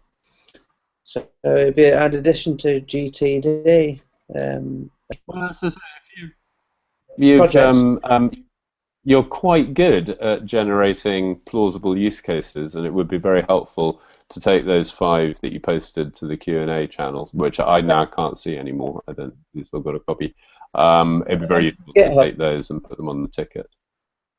Okay, I'll work out how to do that and do it.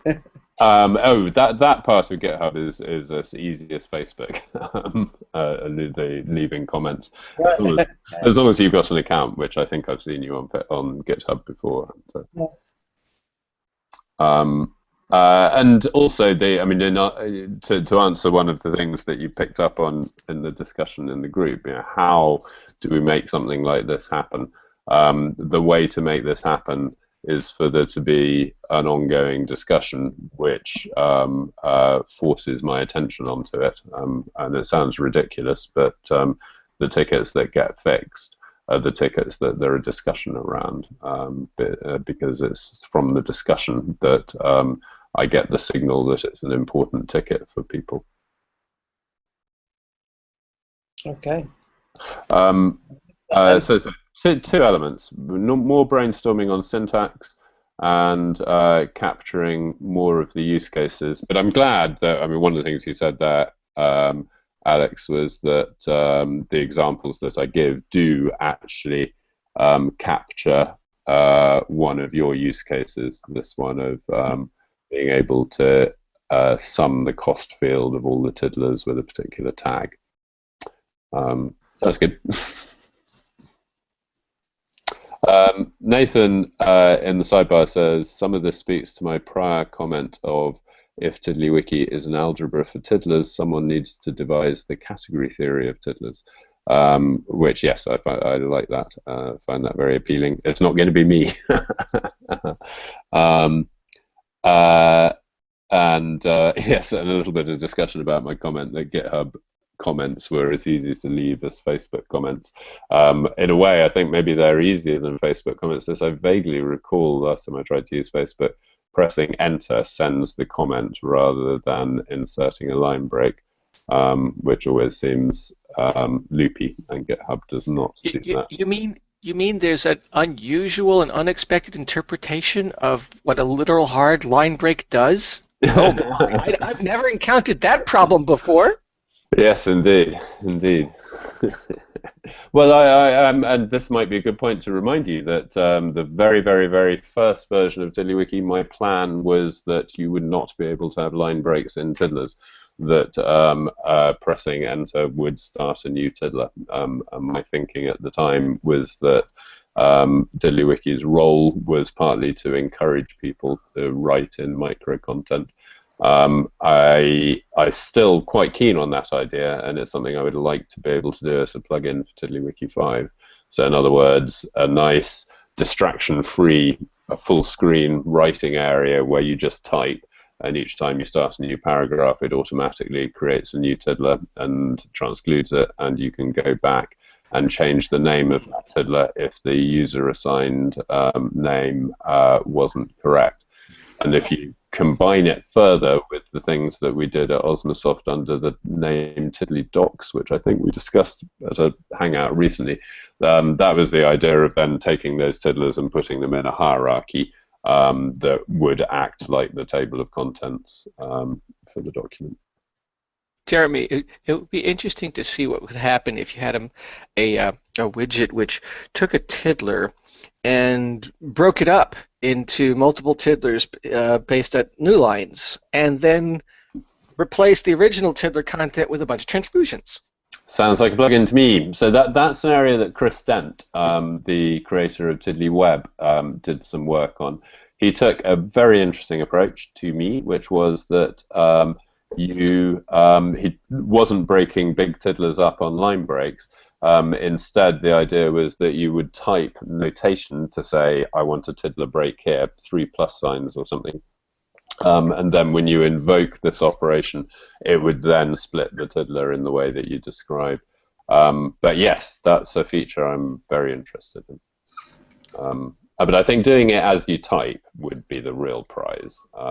I mean, being able to do it post facto is also useful because obviously sometimes you're copying content from somewhere else, and you want to be able to bring it in and then process it into the world of TiddlyWiki. What about some sort of a reference syntax where you could? This is getting into parsing, but just for new line breaks, you could refer to in addition to tiddler fields and all that sort of stuff, you could refer to tiddler name paragraph 1, paragraph 2, paragraph 3. Yeah, well, that gets you back to sections and slices. So my position on that at the moment is that TiddlyWiki currently is about operations in between tiddlers, inter-tiddler operations. It could be about intra-tiddler operations, which are operations within a tiddler, but I see those as being competing ways of dealing with information management. So one of them is that you have lots of long things and then you break them up as you need to extract bits of them. The other approach, which TiddlyWiki espouses, is to break things up into small chunks and then recombine them. So there's a very intentional preference for if you've got an application like that, which could be done by splitting up a big tiddler or could be done by joining small tiddlers. TiddlyWiki at the moment prefers to do the joining of small tiddlers. I find that sometimes it's not so much about where the data actually lives. Like, I don't want to necessarily have one big tiddler with a big chunk of stuff in it that it's addressable in parts, but it's more about the ability to refer to a set of things in a container kind of a way, as opposed to sort of the actual where is it stored. I mean, I don't care if they're stored as separate tiddlers. That makes a lot of sense. It gives it a lot of flexibility. Yes. But being able to sort of like hide all those little tiddlers, or at least shunt them off to a corner, and then refer to the cluster of tiddlers by some simple simple tiddler algebra. And I guess that's like tagging is the way to group tiddlers in that way, and so there is already a kind of a clustering algebra, but well, there's a way of hiding these sort of microscopic tiddlers that make up bigger tiddlers. They can be given system tiddler titles with a suitable prefix, and then that'll keep them out of the main lists. I mean, I think we're in quite good shape to explore these old TiddlyDocs applications at the moment. A quick question on that. At the moment, does TiddlyWiki make the difference between a char return and enter, or is that left up to the individual browser? Between what side? Between a char return, a line break, and enter. No. Enter inserts in fact, a line feed character, but inserts a line break. Okay. And But does it get to TiddlyWiki, or is that something that is left to the browser to decide, like tabs? No, we could trap the enter key and make it do something other than insert a line break. Okay. If that's what you mean. Yeah, that was my point. Yeah. I find myself using a lot, even on short paragraphs and stuff like that. Whenever I need to structure text, I find myself using triple, double quotes a lot to ensure hard line breaks. But then the problem is it doesn't parse anymore. So even on non very long wikis, tiddlers, it's sometimes useful to be able to structure paragraphs. Yeah, so you're returning to a point that I think you were off the call when Branimir was showing us examples of how he uses triple, double quotes in order to get single line space content. I feel we have an ally now. Well, you've got plenty of allies. There's been a lot of discussion on GitHub about this point recently. And I mean, my position on it is that I recognize that there's a problem, first of all, but that I can't see an easy solution at the moment. That's not to say that there isn't an easy solution, or it's not even to say that there might be a complicated solution that is appropriate, but I haven't seen it yet. And the issue with many of the proposals that have been made is that they interfere with existing syntax choices, and that's very problematical. Well, I found myself using actual HTML entities break tags to preserve the ability to parse content inside a paragraph while maintaining like clean line breaks. But it renders a bit weirdly depending on the browser and the context. For example, in lists, it's almost impossible to have a single line in between two bullets or items.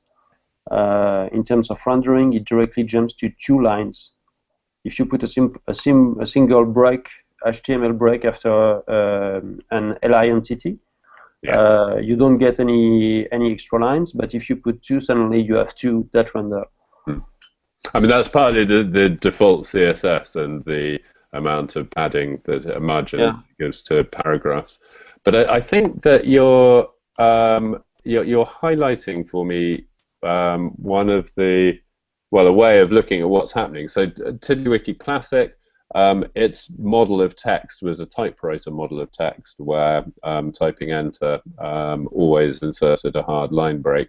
One of the persistent criticisms that I heard of TiddlyWiki was that it didn't generate proper HTML, and that made it harder to style it than people would like.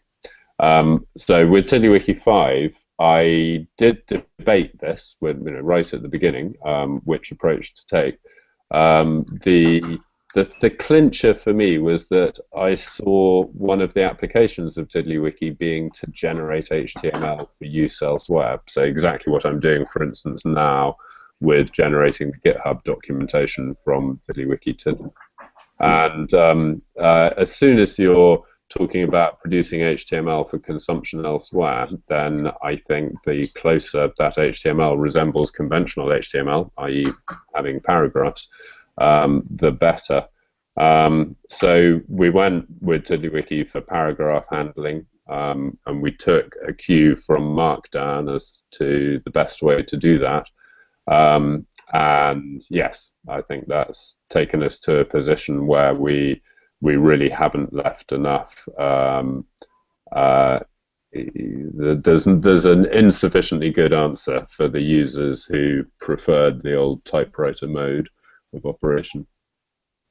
Yeah, well, there's also the Markdown thing is both brilliant and incredibly frustrating because Markdown syntax is like a bad cousin of that used in TiddlyWiki. So I find myself, it's no big deal, but on a day-to-day basis, I find myself trying to use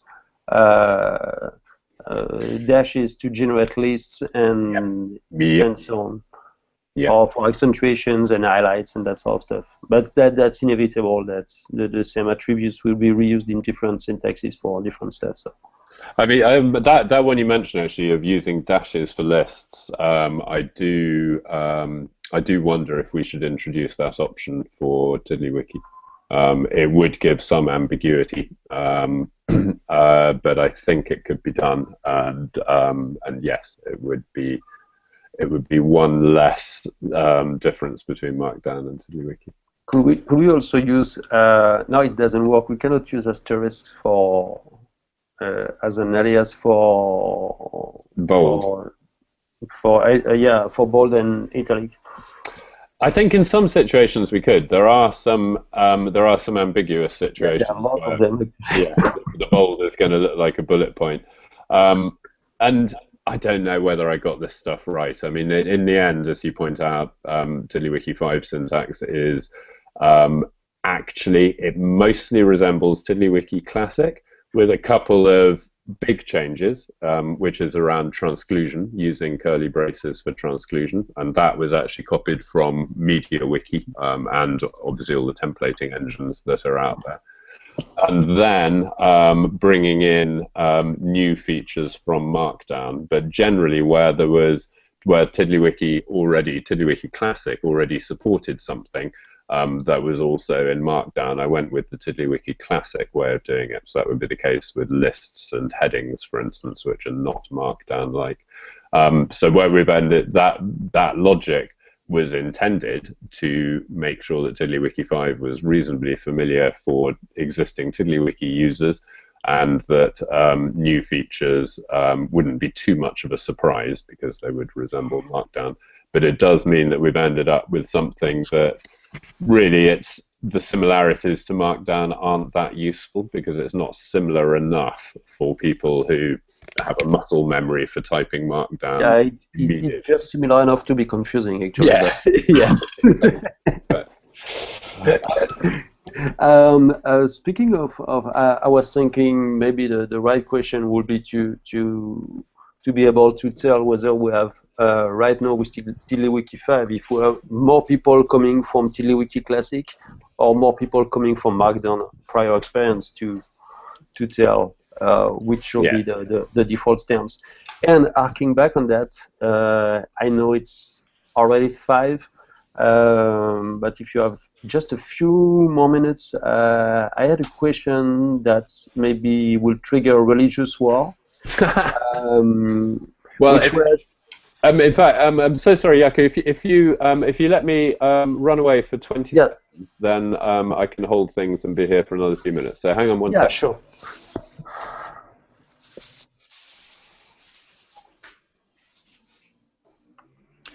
Yaka, in the meantime, I wonder if I can screen share because you weren't here when I was doing my show and tell.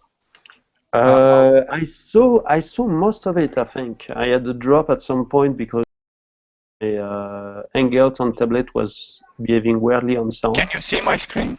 Absolutely. Okay. I also wanted to show this to Jeremy. Do you see how I have numbers here, 1, 2, 3, and then I have a code snippet? Yeah. Well, in many cases, I would like this code snippet to go under the 3. Yeah. No easy way to do that, and I wish there was something like, for example, this I could do. Yeah, But see how it changes everything, and at least it moves it a bit to the right. If you use three braces, then it would be possible. So if you mark it. 3 what? Top, go one up. Yep. And then it's 3 times left. So not the right arrow, but the left arrow, 3 times, and below also 3 times. Okay. And below the triple. Yeah. And then you have a row code. Okay, and then you need some. Yeah. Okay. So it's something like this. Well, I will use this. Actually, this part, if you just click on the use wikitext, this part is actually documented. which is worth mentioning because a lot of stuff is not yet in the documentation, but this part about highlighting handling code, citations and the like is documented if you click on the use wikitext thingy on top of your tiddler edit window. You will have it's under code blocks. I believe no, it's not in code blocks, so it's in another one, but I'm pretty sure I've seen it in the documentation. Block quotes, possibly, yeah. Block I've quotes. seen this part. I've seen this part. Yeah. But sometimes I just want that.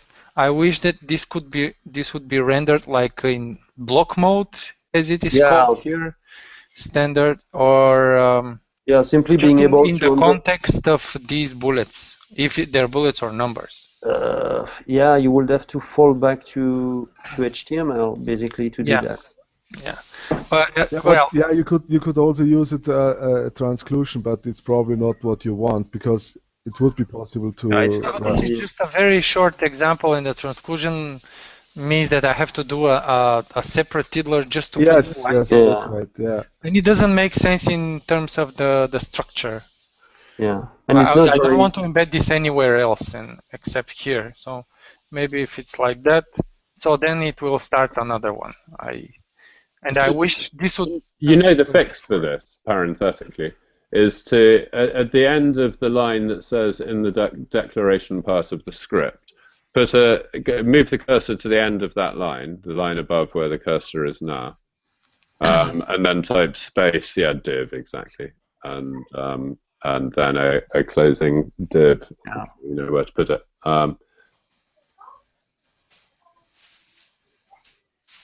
I think it'll need to be on the line after the which is not great, and I do wonder whether there should be a syntax for these. One potential thing, obviously, without that div, the reason why the list gets broken is the same semantics as I think in Word and stuff, that it treats it, because there was some intervening text, it treats it as a separate list. But one could imagine a piece of syntax at the beginning of the list that says join this list to the last one. Yeah. But in Word you have two different types of enter. One is paragraph and another is just a break line or something. It has even a different visual. There is also some CSS which would allow to join the list, but it's terribly complicated. Yeah, I imagine something like if here you could say it's a block mode with something like this, without having the vertical line. Just you say that you just want to be parsed in the context of the indentation or something like this. Yeah. To be part of this line. So I want to say that. That's not just an indentation, because it has to still be part of the. Exactly. It would also remove the white space that you see. There is another solution, which would be to have, at the moment we've got several different list characters. We've got asterisk and we've got hash. We could introduce a new list character that was, no, this wouldn't work, no. Okay, sorry, I shouldn't try and make things up while I'm cool. But Yaka, I assume, I came in at the end of that, but I assume that was a discussion of the question that you raised. Nope. We went back to something different. Just to finish on that one, actually that ties to the issue I was raising earlier about being able to tell the difference between a line break and an enter.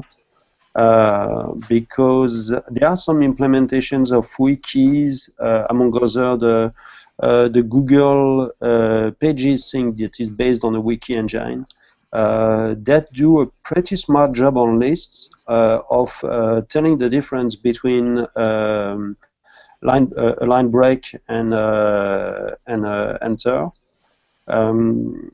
To decide whether something starts a new line inside the list item or starts a new list item.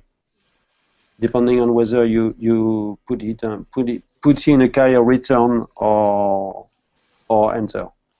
Okay, so you mean on a keyboard you can type Shift Enter instead of Enter? Yeah, but if you have, they all store their content in HTML.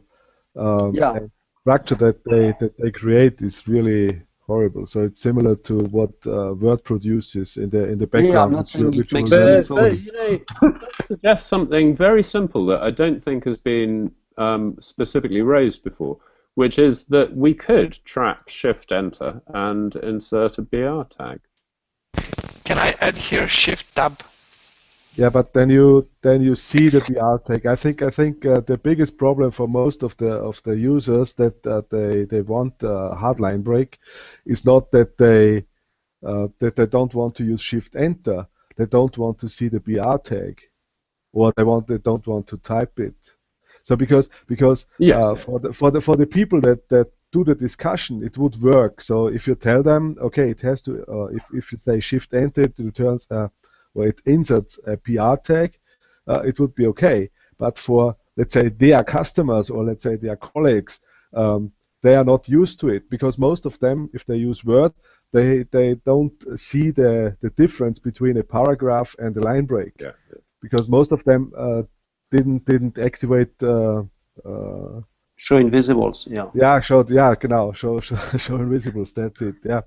Yeah, but on the other hand, it could be a good thing actually that they see the break, because since there is no such option as show invisibles on TiddlyWiki, but you have the preview functionality.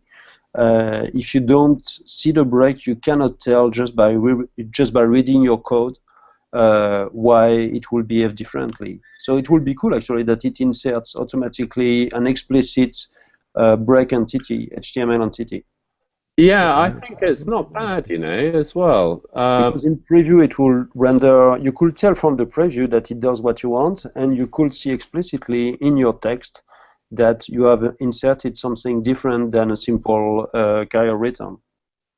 I mean, because I think we can also interpret people's concerns as having two elements. I mean, and one of them was clearly about ease of typing. And one of them is about readability, and obviously the perfect solution would score well on both. But this Shift Enter proposal categorically deals with the ease of typing, I think, and I personally agree with Yaka's logic that given TiddlyWiki's nature, where it's based on markup and not WYSIWYG, therefore we would expect, if you could insert a different kind of line break, we would expect that to look different, and it carrying text such as BR seems like a not terrible way of indicating that. And to some chunk of users who have encountered HTML, they'll know exactly what it means when they see a BR tag. But I agree, it's not a solution for everybody, but it's quite easy to do and has very few very few implications for anything else. So I'm quite inclined to do that as an experiment and see what it feels like. We can. Yeah, I think it would be interesting. So we can try it and then see what happens. Right, guys, I must go, but before I do, I'd like to say thank you very much to all of you for joining me today. Much appreciated. As ever, very interesting and useful discussion. Glad that we didn't get into too many technical coding-y details, but still covered some really interesting stuff. And Branimir, we'd like to thank you again for showing your stuff. That was very interesting, and again triggered an hour's worth of really interesting discussions. So that's great. So guys. We'll wave goodbye and I'll stop the broadcast. But many thanks, everybody. Cheers. Bye.